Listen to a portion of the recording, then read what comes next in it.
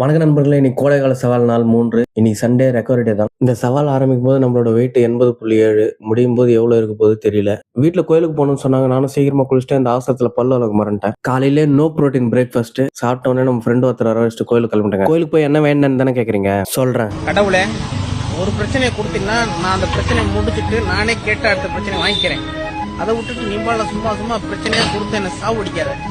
அப்படியே அங்கே கலந்துரையாடல் முடிச்சுட்டு நானும் நம்ம டீம் பையனும் விண்டேஜ் ப்ரோட்டீன் ஷேக் போட்டு கிரவுண்டுக்கு வந்துட்டேங்க டைம் பாஸ் பண்ணலான்னு. கொஞ்ச நேரத்தில் பசி எடுக்க ஆரம்பிச்சிச்சு. அப்படியே பிரியாணி வாங்கி வீட்டுக்கு வந்து சாப்பிட்டு கம்முன்னு பார்த்துட்டேங்க. சரி ஆகணும் தூக்கம். அப்புறம் எழுந்து சாயந்தரம் கிரவுண்டு போய் பார்த்தா நம்ம டீம் பாய்ஸ் விளையாடுறாங்க ஜாலியா. இதுக்கு மேலே இங்க நான் வெக்ஸ் ஆயிடும்னு சொல்லிட்டு கம்முன்னு வீட்டுக்கு கிளம்பி வந்துட்டேன். இந்த வெயில் கொஞ்ச நேரம் வெளில போயிட்டு வந்தாலே செமையா டீஹைட்ரேட் ஆயிடுது, பசி எடுக்க ஆரம்பிச்சது. வந்த உடனே 2 தயிர் வடையை சாப்பிட்டு ஒரு ப்ரோட்டீன் ஷேக்கிங்ஸ் போட்டாங்க. சும்மா இருந்தா கூட கம்மியாக தான் சாப்பிட்டு போகும் போல. கம்மியா சாப்பிடணும்னு நினைச்சதுக்கு அப்புறத்துல இருந்தா ரொம்ப அதிகமா சாப்பிடுற மாதிரி இருக்கு. ரொம்ப போர் அடிச்சது. அப்படி நைட்டு நம்ம ஃப்ரெண்டு வீட்டுக்கு போயிட்டு அவங்க பசங்க கூட ஜாலியாக கொஞ்ச நேரம் கார் ஓட்டு வீட்டுக்கு வந்துட்டாங்க. நாளைக்கு பார்க்கலாம்.